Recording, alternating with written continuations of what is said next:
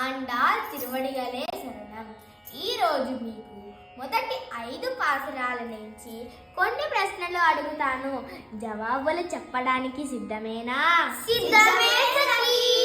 మరి మొదటి పాసురంలో ఆండాళమ్మ వారు ఏ అవతారాన్ని వర్ణిస్తారు?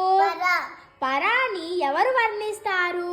పరతత్వంలో ఉన్న నారాయణుణ్ణి నారాయణనే అని వర్ణిస్తారు. మరి రెండవ పాసురంలో ఆండాళమ్మ వారు ఏ అవతారాన్ని వర్ణిస్తారు? వ్యూహాన్ని ఎవరు వర్ణిస్తారు? పాల సముద్రంలో పడుకొని ఉన్న ఆ శ్రీకృష్ణుణ్ణి పార్కడలు అంటూ అర్చించారు. మరి మూడవ పాసురంలో ఆండాళమ్మ వారు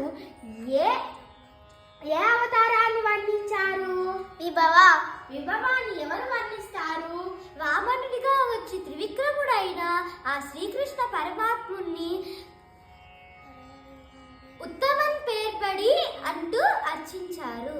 మరి నాలుగవ పాసురంలో ఆండాళమ్మ వారు ఏ అవతారాన్ని వర్ణించారు?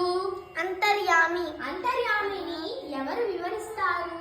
వరుణదేవుడిలో అంతర్యామి అయిన ఆ శ్రీకృష్ణుణ్ణి ఆలిమాలై కన్నా అంటూ అర్చించారు. మరి 5వ పాసురంలో ఆండాళమ్మ వారు ఏ అవతారాన్ని వర్ణించారు?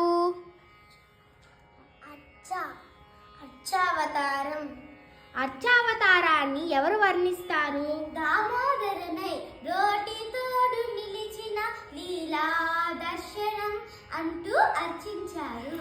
ఆండాళ్ తిరువడిగలే శరణం.